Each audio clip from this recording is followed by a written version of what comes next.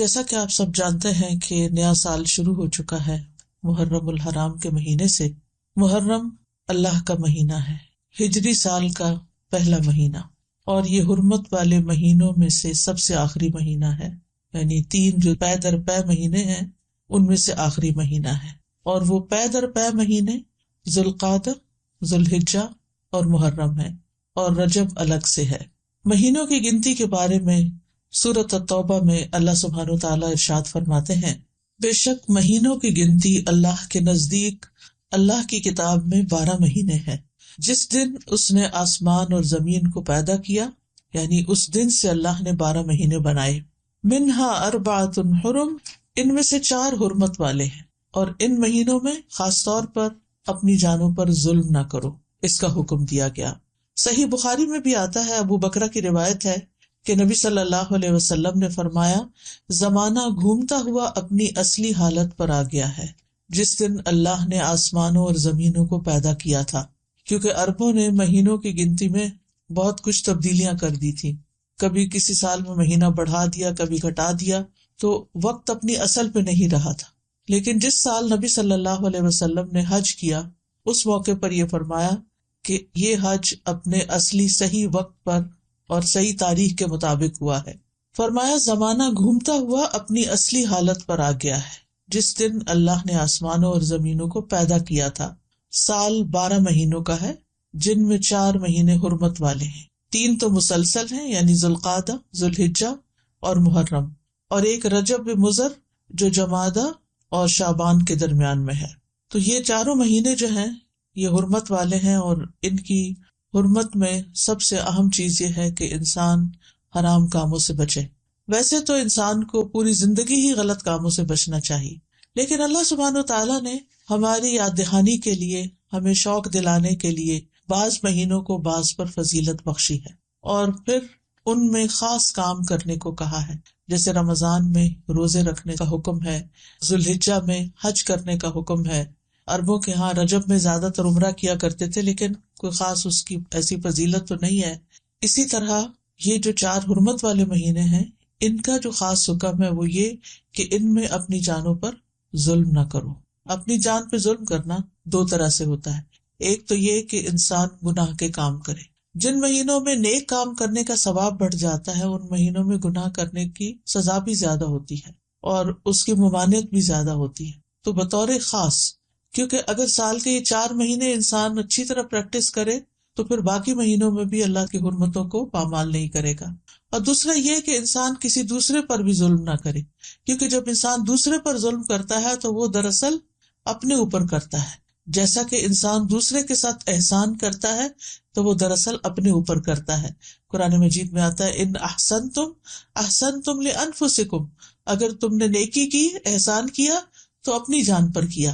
یعنی بظاہر ایسا لگتا ہے کہ جیسے انسان دوسرے کو فیور دے رہا ہے، لیکن حقیقت میں وہ اس کے اپنے لیے ہی بہتر ہوتا ہے۔ محرم کو اللہ کا مہینہ قرار دیا گیا ہے، یہ اس مہینے کے فضائل میں سے ہے۔ نبی صلی اللہ علیہ وسلم نے اس کے بارے میں فرمایا، ان ابی ہریرہ رضی اللہ عنہ قال قال رسول اللہ صلی اللہ علیہ وسلم، افضل الصیام بعد رمضان شہر اللہ المحرم۔ یہ صحیح مسلم کی روایت ہے۔ ابو ہریرہ رضی اللہ عنہ کہتے ہیں کہ رسول اللہ صلی اللہ علیہ وسلم نے فرمایا، رمضان کے بعد سب سے افضل روزے اللہ کے مہینے محرم کے ہیں، یعنی اس مہینے میں خاص طور پر روزے رکھنے کا اہتمام کرنا چاہیے، یعنی یہ اس کی خاص عبادت ہے۔ اس مہینے کو شہر اللہ المحرم کہہ کر شرف دیا گیا ہے، یعنی اللہ تعالیٰ نے اس کو اپنی طرف منسوب کیا کہ یہ اللہ کا مہینہ ہے۔ اس سے اس مہینے کے شرف اور فضیلت پر دلیل ملتی ہے۔ اللہ سبحانہ وتعالیٰ اپنی خاص مخلوقات کو اپنی طرف منسوب کرتا ہے، جیسے اللہ سبحانہ وتعالیٰ نے محمد صلی اللہ علیہ وسلم کو، ابراہیم علیہ السلام کو، اسحاق علیہ السلام کو، یعقوب علیہ السلام کو اور دیگر انبیاء کو اپنی عبودیت کی طرف منسوب کیا ہے کہ اللہ کے بندے ہیں، ان کو اپنا بندہ قرار دیا ہے۔ اسی طرح خانہ کعبہ کو اللہ تعالیٰ نے بیت اللہ کہا ہے، اللہ کا گھر۔ اسی طرح قوم سمود کی اونٹنی کو اللہ تعالیٰ نے ناقۃ اللہ کہا، اللہ کی اونٹنی۔ تو جس چیز کو اللہ تعالیٰ اپنی طرف منسوب کرے وہ اس کی خاص عزت اور تشریف کی وجہ سے ہوتا ہے، یعنی اس کی خاص امپورٹنس کی وجہ سے ہوتا ہے۔ اگرچہ حرمت والے مہینے 4 ہیں، لیکن ان چاروں میں سے پھر افضل جو ہے وہ محرم ہے۔ حسن بصری رحمت اللہ علیہ کہتے ہیں کہ حرمت کے مہینوں میں سے بھی سب سے افضل مہینہ محرم کا ہے۔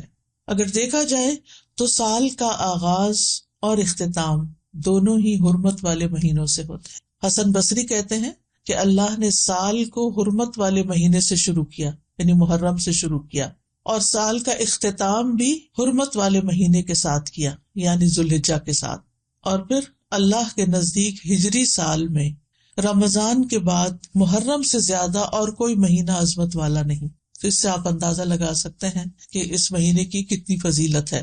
اور محرم میں سے بھی پہلے 10 دن زیادہ فضیلت کے ہیں۔ سلف صالحین 3 اشروں کی تعظیم کیا کرتے تھے۔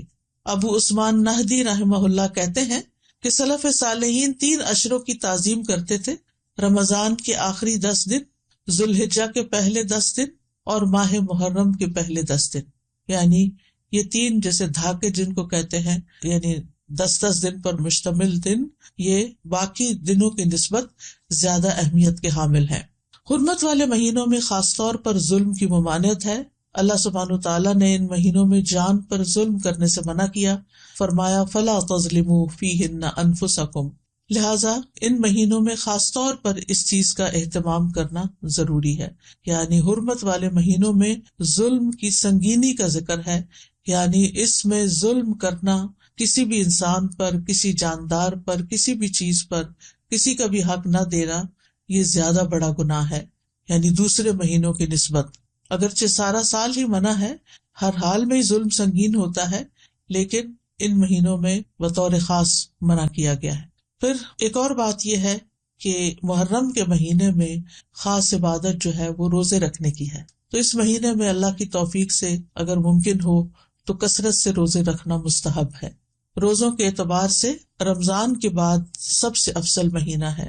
صحیح مسلم کی روایت ہے، ابو ہریرہ کہتے ہیں کہ رسول اللہ صلی اللہ علیہ وسلم نے فرمایا، رمضان کے بعد سب سے افضل روزے اللہ کے مہینے محرم کے ہیں۔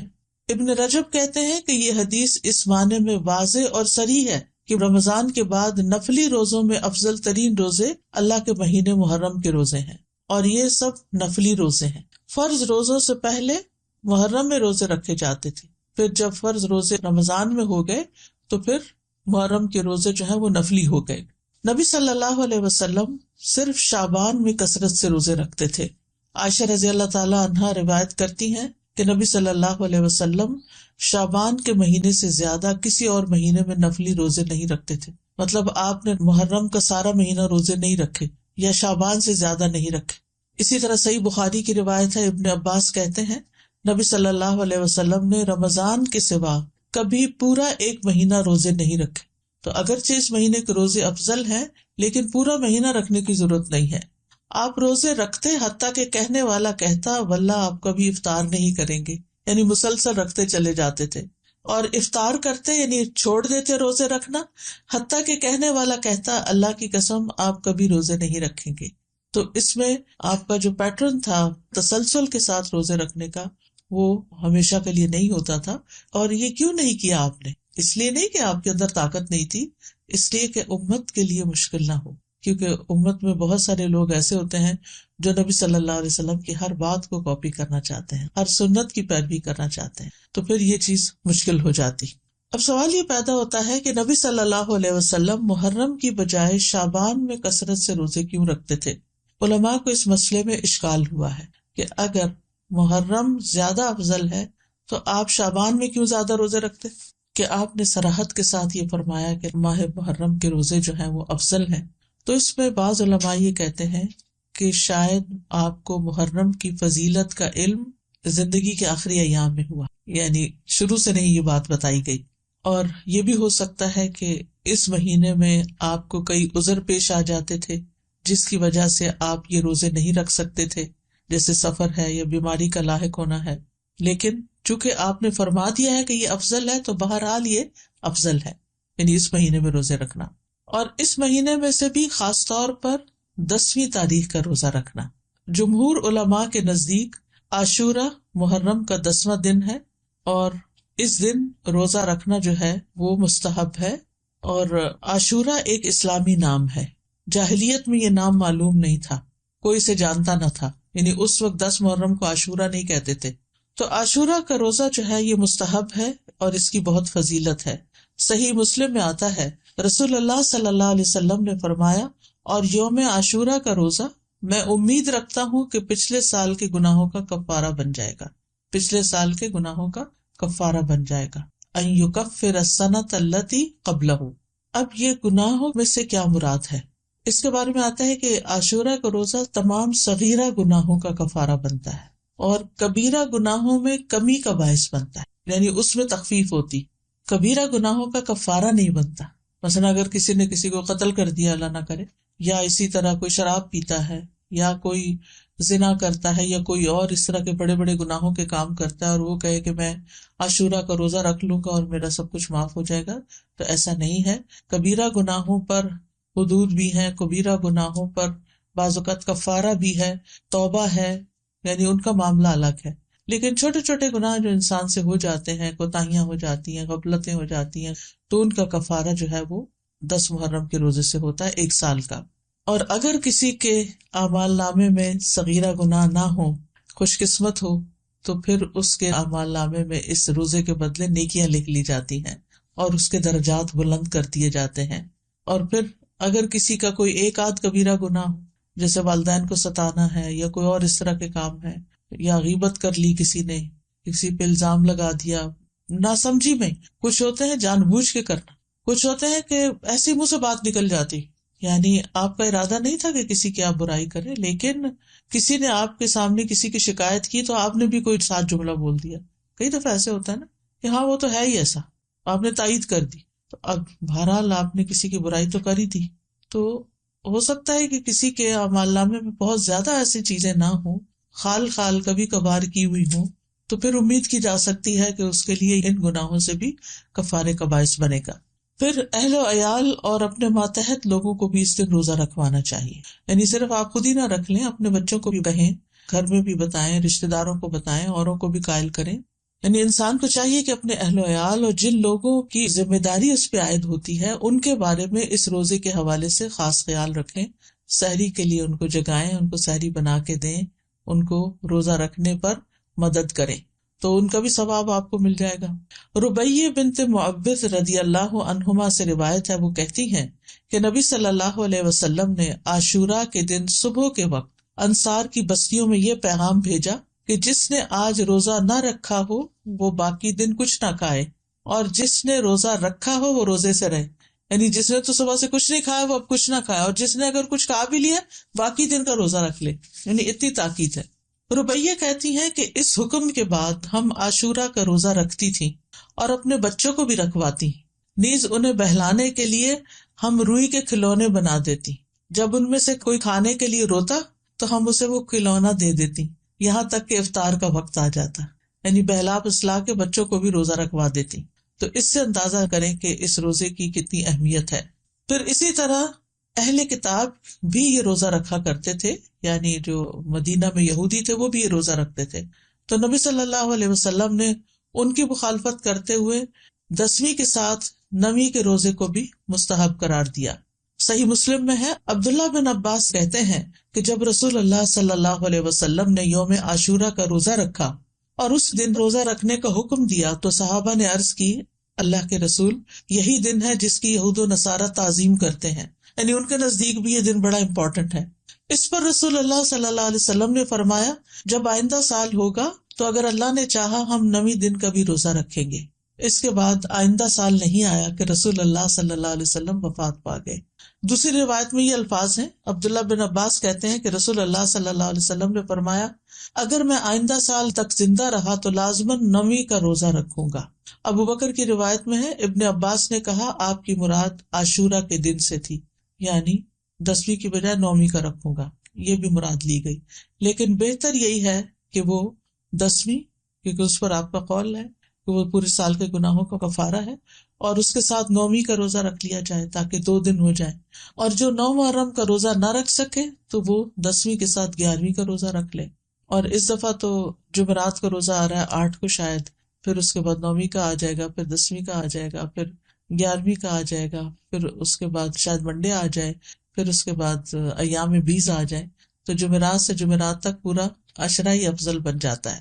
اور اسی طرح چاند کی تاریخ میں غلطی کا اندیشہ ہو تو 3 دن روزہ رکھ لیں، 9، 10، 11 کو رکھ لیں، تو اس بات میں کوئی رکاوٹ نہیں کہ 10ویں تاریخ کے بارے میں احتیاط برتی جائے۔ بعض اوقات اختلاف مطالعے کی وجہ سے لوگ کنفیوژن کا شکار ہوتے ہیں، آپس میں جھگڑتے ہیں، آج 9ویں ہے یا آج 10ویں ہے، آج کیا ہے کیا نہیں۔ تو ایسی صورت میں اگر انسان ایک دن پہلے کا روزہ بھی رکھ لے تو کوئی حرج نہیں۔ بعض علماء کے نزدیک عاشورہ کے روزے کے 3 مراتب ہیں۔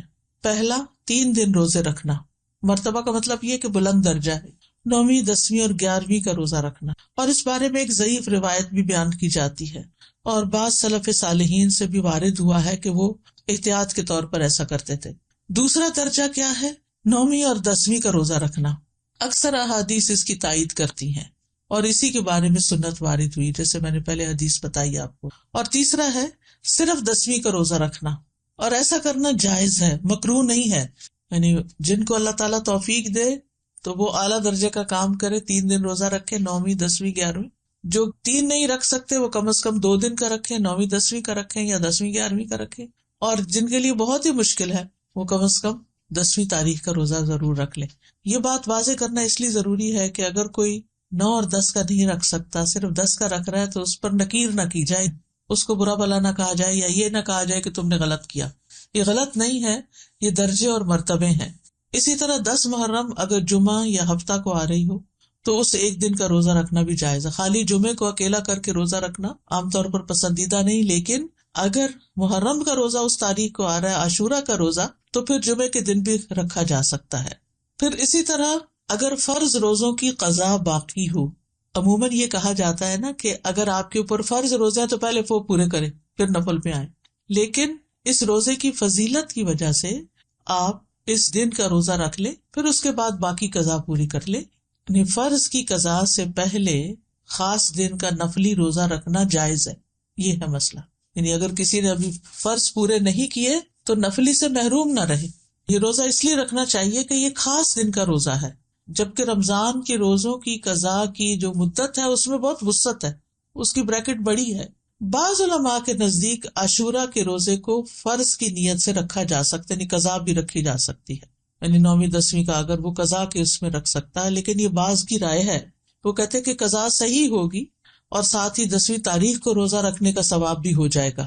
یہ شیخ ابن عثیمین کا فتویٰ ہے، ان کے خیال میں ایسا کیا جا سکتا ہے، لیکن افضل یہی ہے کہ عاشورہ کا روزہ نفل نیت سے ہی رکھا جائے، فرض کو اس میں مکس نہ کیا جائے، اور 10ویں کے علاوہ جو باقی دن ہیں ان میں اپنے قضا روزے ادا کر لے انسان۔ لیکن 9 اور 11 کا روزہ قضا کی نیت سے رکھنا جائز ہے، سمجھ گئے؟ یعنی 10ویں کا روزہ قضا کی نیت سے نہ رکھے، لیکن 9ویں اور 11ویں کا رکھ لے، کیونکہ 9ویں اور 11ویں کے روزے کی کوئی خاص فضیلت نہیں بتائی گئی۔ پھر اسی طرح حالت سفر میں اگرچہ روزہ رکھنا منع ہے، لیکن اگر مشقت نہ ہو تو عاشورہ کا روزہ سفر میں بھی رکھا جا سکتا ہے، یعنی اگر آپ ٹریول کر رہے ہیں تو بھی آپ روزہ رکھ سکتے ہیں۔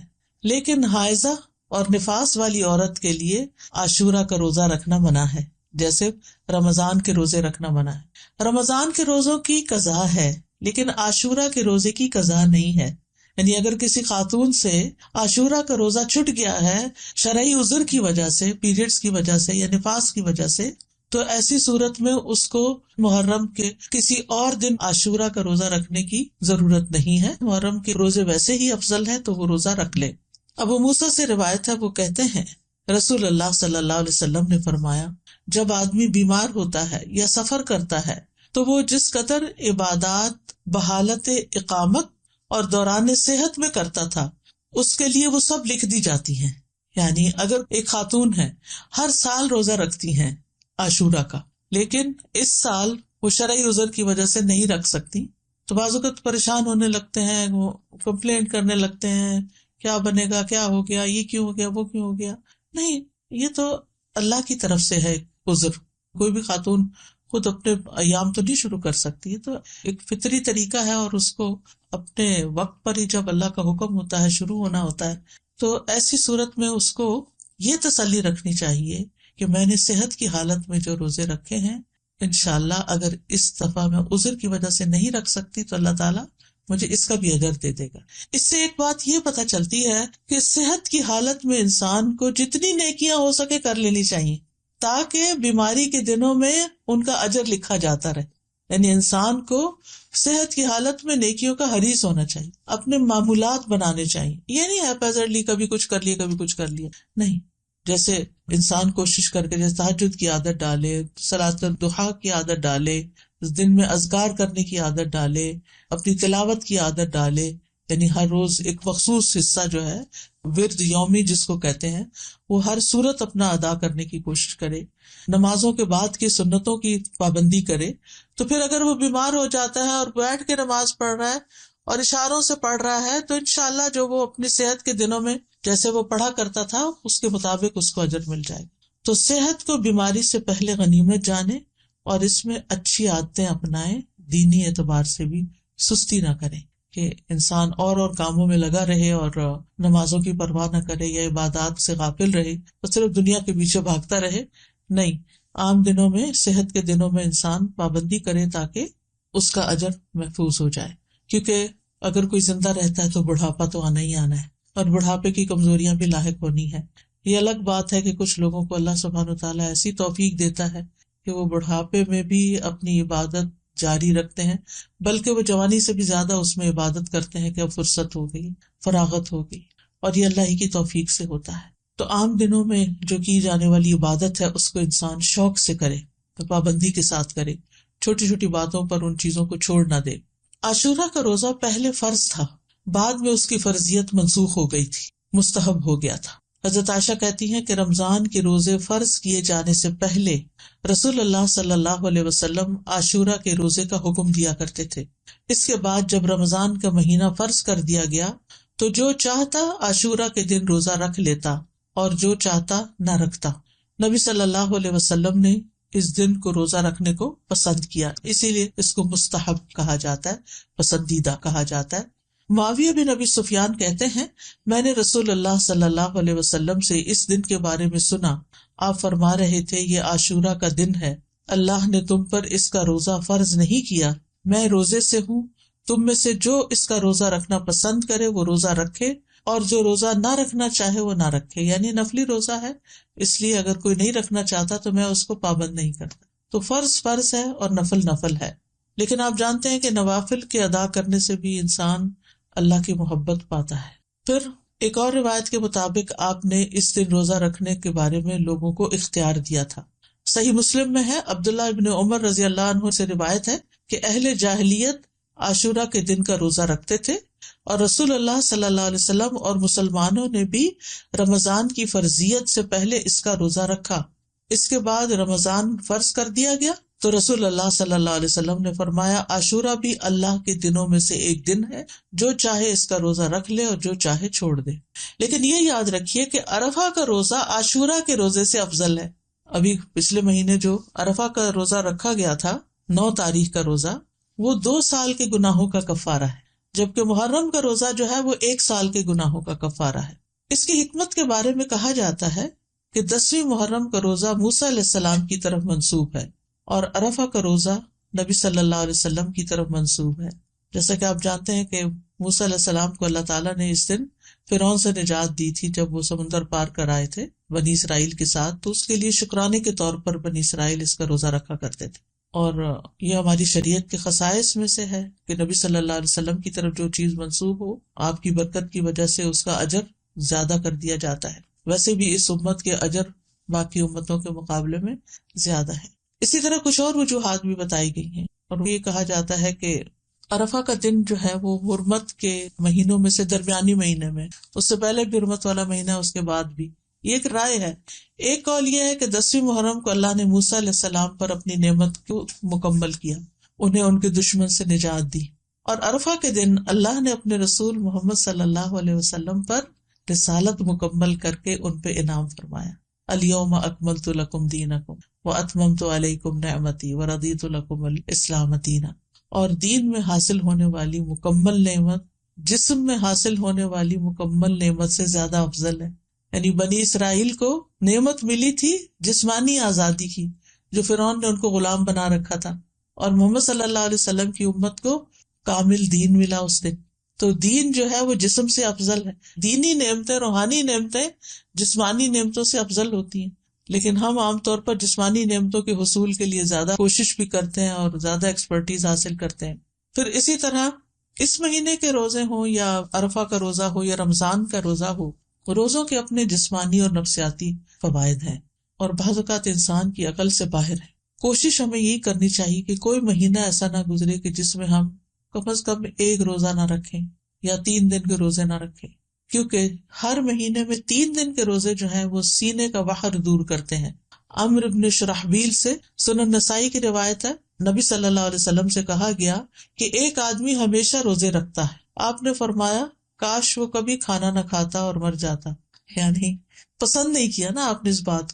لوگوں نے عرض کیا 2/3 دنوں کے روزے کیسے ہیں؟ 2/3 یعنی ایک مہینے کا 2/3. آپ نے فرمایا یہ بھی بہت زیادہ ہے. انہوں نے کہا نصف دنوں کے. آپ نے فرمایا یہ بھی زیادہ ہے. 2/3 نے 20 دن روزے. اور